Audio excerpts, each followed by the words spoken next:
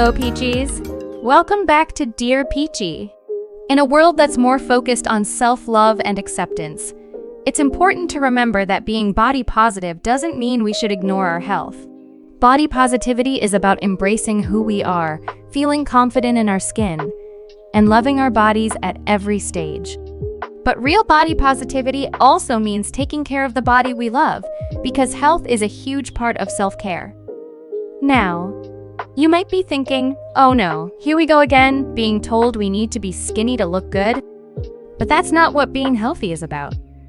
It's easy to get caught up in the idea that health means fitting into a certain size or shape, but there's more to it than that. Even if you feel fine at your current weight, things like how your heart's functioning, how your joints feel, or even your hormone balance might be telling a different story.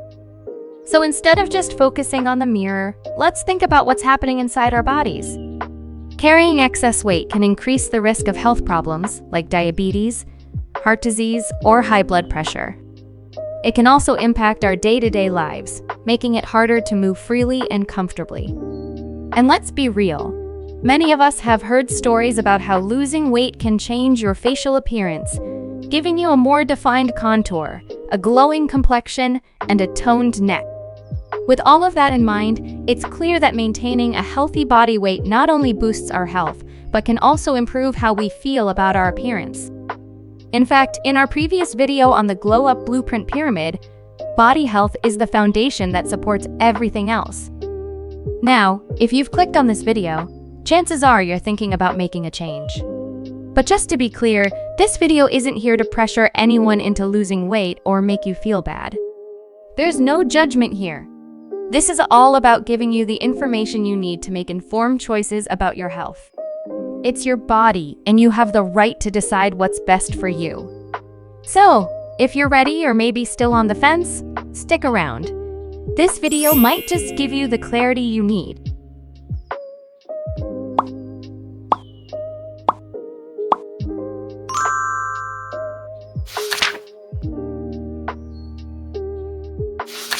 With today's beauty standards, it feels like everyone, especially celebrities and models, is trying to be as skinny as possible, feeding into the idea that skinny equals looking good.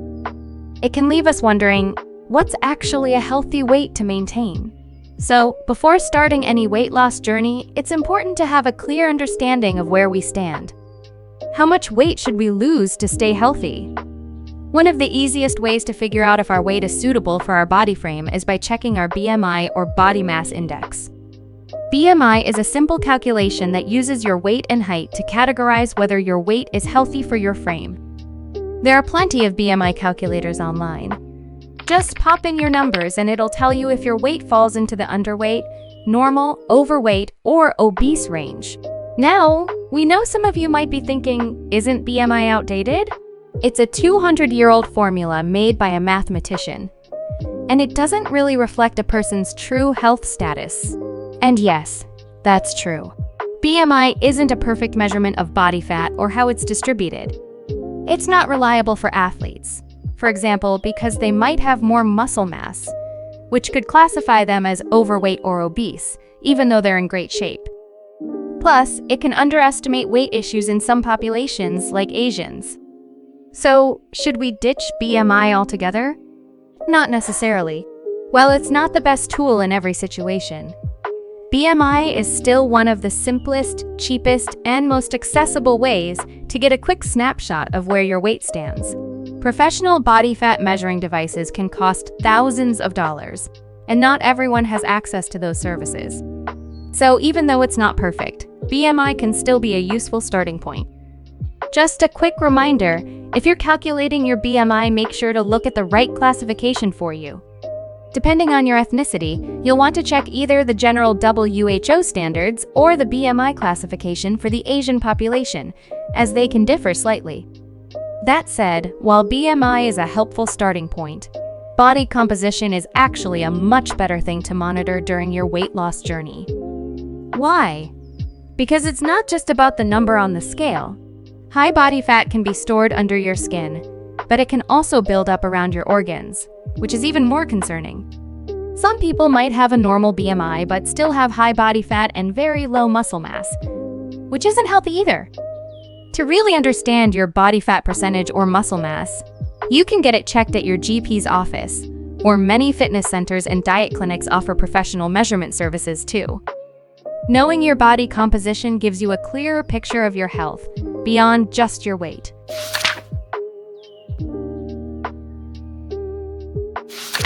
So, we know how much we want to lose, but the big question is, how do we actually do it? You've probably heard the common advice, eat less and exercise more. And yes, that's absolutely right. At its core, weight loss is based on the simple concept of energy in versus energy out. Think of it like a balance scale. On one side, you have the energy in, which represents the calories you consume. On the other side, you have the energy out, which is the energy your body burns. To lose weight, you need to tip the scale so that you're burning more energy than you're taking in. The energy out comes from three main areas. The first is physical activity, which includes everything from working out to daily movements like walking or even standing. The second is the thermic effect of food, TEF, the energy your body uses to digest and absorb the food you eat.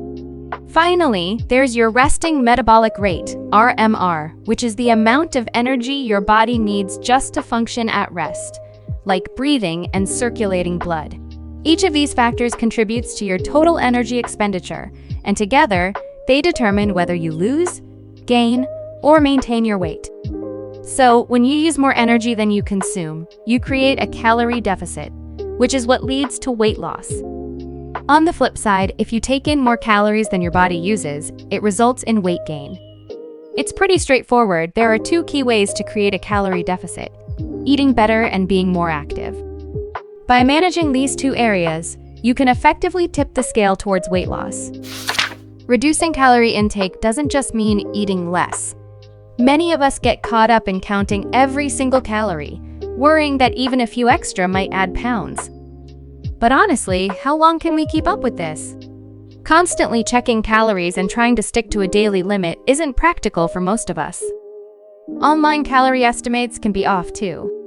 Since the way we prepare food, different cooking methods, ingredient amounts, and condiments varies from what's listed online, the portion sizes you have might not match the numbers you see. Unless you're a dietitian or nutritionist, it's easy to misestimate. Plus, constantly monitoring your calorie intake can take the joy out of eating and rob you of precious time. Food is more than just fuel. It's a big part of social gatherings and celebrations. Imagine skipping out on a friend's feast because you're too focused on calorie counting. It can impact your social life and mental well-being. And if you can't stick to your calorie goals perfectly, it can make you feel like a failure and create a negative relationship with food. Remember, the goal is to find a balance that keeps you healthy without making you miserable. Instead of fixating on calorie numbers, let's shift our focus to diet quality. The key is to practice balance, moderation, and variety in your meals. Balance means including all the food groups in your diet. Aim for a good mix of carbohydrates, proteins, fibers, and healthy fats. For carbohydrates, think rice, noodles, bread, grains, and starchy vegetables. Protein sources can come from meat, seafood, nuts, beans, eggs, poultry, tofu, soy, and dairy products. Don't forget about fiber-rich vegetables and fruits, and good fats like those from nuts and avocados. Each meal should ideally feature a mix of these food groups. A handy rule is to fill half of your plate with vegetables and fruits, a quarter with carbohydrates, and the remaining quarter with protein sources. No single food group should be left out because each one plays a unique role in supporting your body's needs. There are a lot of myths about carbohydrates, but our bodies actually need glucose from them because it's our primary source of energy. Instead of cutting carbs out, focus on choosing whole grains or less processed options, which provide more fiber and help you feel fuller longer, reducing the chance of overeating. For protein, opt for lean meats to cut down on fat. When cooking, use healthier methods such as grilling or steaming and try to use less oil. If you're having foods that are deep fried or heavy on sauces, consider asking for condiments on the side so you can control how much you use. Opt for whole foods over highly processed ones. Highly processed foods often come packed with unhealthy fats and added sugars, which can quickly add up your calorie intake without providing much nutritional benefit. Whole foods, on the other hand, are generally more nutritious and can help keep you satisfied with fewer calories. Moderation is all about portion control. One practical tip is to aim for eating until you're about 80% full. This means stopping when you're satisfied but not overly stuffed, just comfortably content with a little room left over. To help with portion sizes, you can use your hand as a guide. A serving of carbohydrates should roughly fit into a cup-sized portion of your hand. Vegetables or fruits should be about one fistful, protein should cover the size of your palm, and fat should be about the size of your thumb. Variety is also crucial. No single food is perfect, so eating a range of different foods within each group ensures you get all the nutrients your body needs. Mixing up your choices helps provide complete nutrition and keeps your diet balanced. Next, let's discuss the other side of the scale, physical activity.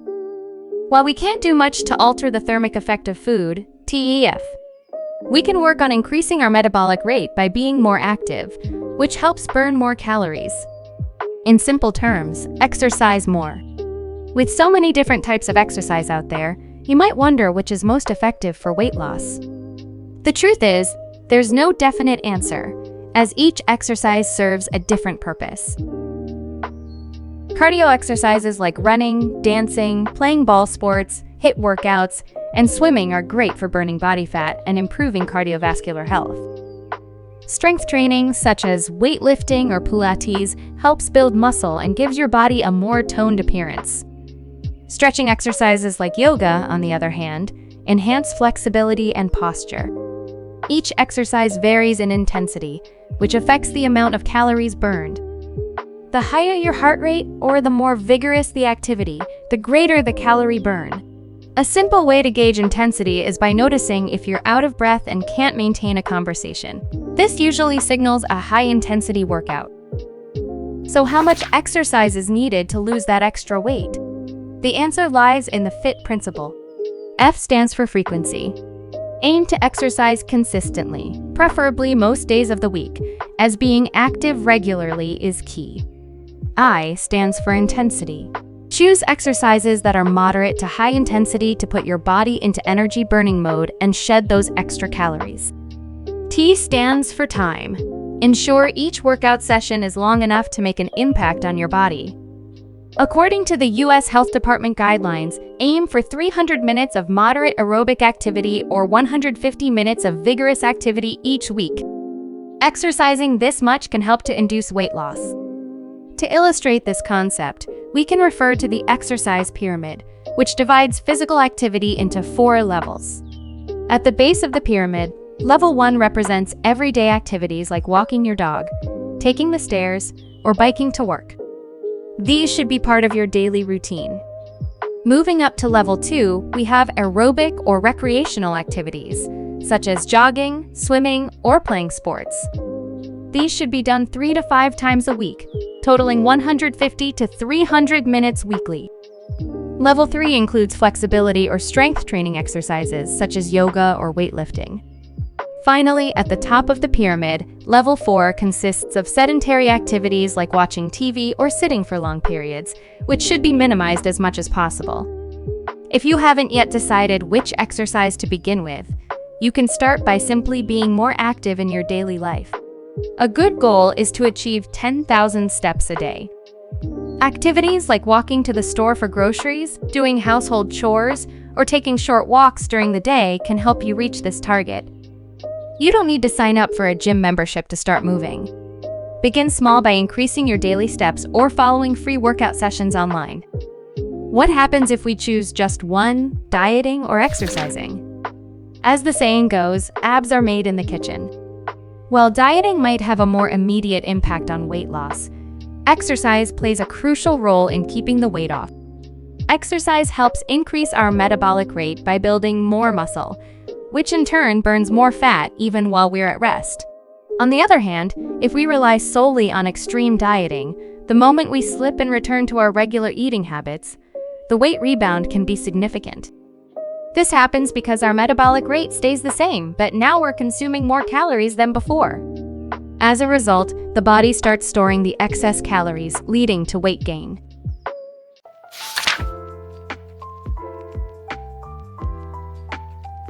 Setting goals in weight loss is crucial because it provides motivation and a clear aim to work toward. However, many people set goals that are too ambitious and feel discouraged when they don't achieve them. To avoid this, your goals should be smart, specific, measurable, achievable, realistic, and timely. Instead of vague goals like "I will be more active" or "I will eat healthier," make them specific. For example, say I will jog for 30 minutes, 3 days a week, or I'll eat at least 3 servings of vegetables and 2 servings of fruits every day. Setting clear, measurable goals like these helps you track progress and stay accountable. Your goals should also be achievable. Set both short-term and long-term goals. A healthy weight loss rate is about 0.5 kg per week, which means 2 to 4 kg per month is ideal. A long-term goal might be to lose 5 to 10% of your initial weight, which can have great health benefit. Alternatively, your long-term goal can be based on reaching your ideal body weight within the normal BMI range, or aiming to reduce your body fat percentage to a healthy level. These targets provide you with a clear idea of how much weight you should lose. It's also important that your goals are realistic, challenging enough to keep you engaged, but not so hard that they seem impossible to reach. Lastly, setting a firm start date and timeline for your short-term goals helps you stay motivated. Achieving one goal gives you confidence to move on to the next, building on your progress and keeping you on track. Keep in mind that you may hit a plateau during your weight loss journey. This happens when your body adjusts to your habits, and the calories you burn equal the calories you consume. When this occurs, your weight loss may stall. To push your body back into a calorie deficit, you can either pay more attention to your diet or tweak your exercise routine. In addition to diet and exercise, stress and sleep play a significant role in weight loss. When you're stressed, your body releases cortisol, a hormone that encourages fat storage and can increase hunger, leading to overeating and weight gain. Stress often disrupts sleep as well, either causing insomnia or leading to oversleeping. Both inadequate and poor quality sleep can contribute to weight gain, as your body craves quick energy sources like sugar or refined carbohydrates when it's not well rested. This combination can undermine your weight loss efforts, making it essential to manage stress and get quality sleep.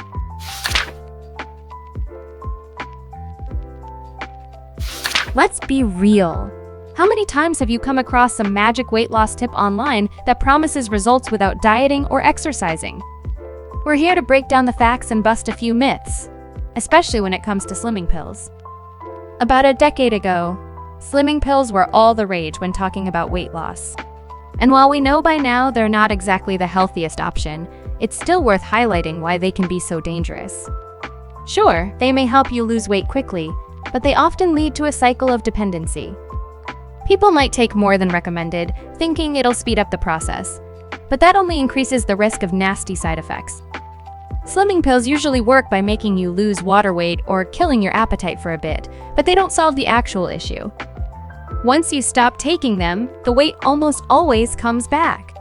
On top of that, these pills can be addictive, and that's not something you want to mess with. They can also mess with your mind and body, causing things like anxiety, insomnia, rapid heart rate, high blood pressure, digestive issues, and even liver damage. Not to mention, dehydration and nutrient deficiencies are no joke. They can seriously harm your overall health. Next up, let's talk about the ketogenic diet, or keto for short. It's become super trendy for weight loss. But is it really all it's hyped up to be? Interestingly, the keto diet was originally created to treat children with severe epilepsy, but now it's all about cutting carbs to an extreme and increasing the fats intake. This forces your body into a state called ketosis, where it burns fat for energy instead of glucose. With all the myths floating around that carbs are the main culprit behind weight gain, this might sound like a good idea. Plus, keto lets you enjoy high-fat, high-protein meals, which seems like a win-win, right? But here's the catch. While keto does help your body burn fat faster, it's promoting a kind of pseudo-fasting state. After 3 or 4 days of almost zero carbs, your body switches gears, lowering insulin and using fat for fuel. Sure, this can lead to rapid weight loss, but going long-term on keto can be pretty risky. One of the biggest dangers of sticking to keto for too long is the risk of ketoacidosis, when your body fluids become too acidic. This can mess with your body's balance and lead to dizziness, extreme fatigue, a racing heart, and even more serious issues. Plus, many people on keto struggle with severe constipation because they're missing out on fiber. And that's not all. Eating a lot of animal-based protein and fats can increase your risk of heart disease and negatively affect your gut health. So while keto might seem like a quick fix, it's definitely not something to commit to for the long haul without understanding the risks.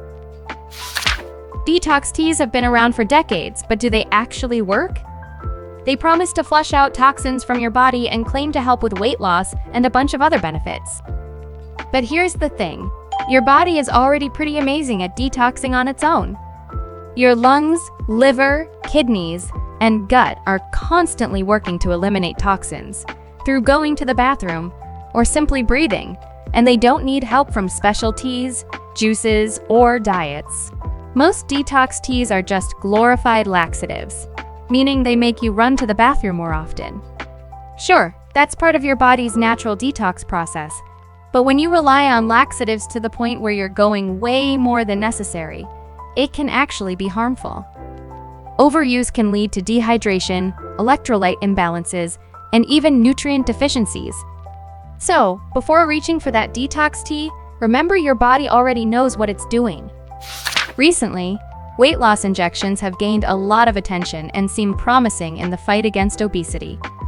Originally designed to treat diabetes, these drugs have now been approved by the FDA in the US for weight loss in people who are obese or overweight with other health conditions. One of the most popular, semaglutide, showed impressive results in clinical trials, with participants losing an average of 15% of their body weight. So, how does it work? This drug belongs to a drug class called GLP-1 receptor agonists and works by mimicking a natural hormone the body releases when a person eats food. It increases insulin production, improves blood sugar regulation, and targets parts of the brain that control appetite. It also slows down stomach emptying, making you feel fuller for longer and reducing the urge to eat. Sounds great, right? But like any medication, they come with side effects. Nausea, vomiting, diarrhea, abdominal pain, and constipation are pretty common. There are also concerns about potential long-term risks, like thyroid problems or pancreatitis. Another catch? The weight loss results aren't always permanent. Many people who stopped taking the injections in clinical trials regained a significant portion of the weight they had lost. Then there's the issue of people using these injections without a medical need. With celebrities endorsing them for quick weight loss, some people with normal BMI are jumping on the trend, which raises concerns about the real health risks being downplayed. And if you're considering these injections for aesthetic reasons or are only mildly overweight, the long-term risks might outweigh the benefits. Plus, with a hefty price tag of around $1,000 a month, it's worth asking if they're really a cost-effective solution for long-term weight management. The recent surge in demand has led to a shortage, affecting those who truly need the medication for treating diabetes. There's also been a rise in dangerous knockoffs, with some people even being hospitalized after using counterfeit versions. So, before considering this option, it's important to talk to a doctor and see if it's really necessary for your condition. Is intermittent fasting the secret to faster weight loss? Well, it depends. Intermittent fasting, like the 16-8 or 5-2 methods, helps some people lose weight by limiting their eating window, which can naturally cut calories. Plus, it may boost fat burning and improve metabolism. However, it's not a magic fix. The key factor in weight loss is still creating a calorie deficit, no matter when you eat. Intermittent fasting works for some, but others may overeat during their eating window or struggle with hunger during fasting. In the end, it's about finding what fits your lifestyle and sticking with it. Meal replacement products are often marketed as the ultimate fast fix for weight loss. Calorie-controlled, packed with nutrients, and super convenient. They're usually high-protein, low-carb shakes or bars that can replace 1 or 2 meals a day, helping you cut calories and shed some pounds. But just adding these to your regular meals? That won't help you lose weight. Research shows that meal replacements can be an effective weight loss tool when used right.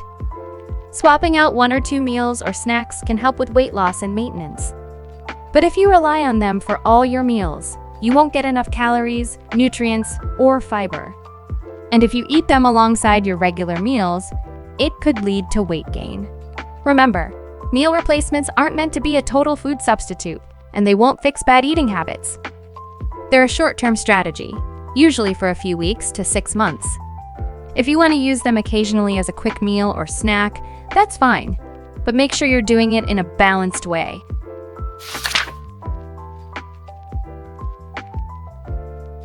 Before we wrap up today's video, let's go over some key takeaways. First and foremost, patience and resilience are the real game changers in weight loss. Remember, transformation takes time, and trusting the process is essential. All your hard work will pay off in the end, and you'll see just how worth it the journey is. Don't push yourself to make drastic changes all at once. Going from a regular diet to an extremely clean one can feel overwhelming and hard to stick with. Instead, make gradual adjustments that fit your lifestyle. The same goes for exercise. Don't jump into a 7-day workout routine right away. Start small, listen to your body, and build up as you feel ready. It's all about progress, not perfection. Practice a healthy lifestyle that's sustainable and keeps you on track consistently. It's all about finding what works best for you in the long run. And if you have any underlying medical conditions, be sure to consult with a professional, whether it's your doctor or a dietitian, so you can get a personalized plan that suits your needs. We hope this video helped give you some basic knowledge on the mechanisms and myths of weight loss. Thank you so much for watching. We will see you in the next video. Goodbye.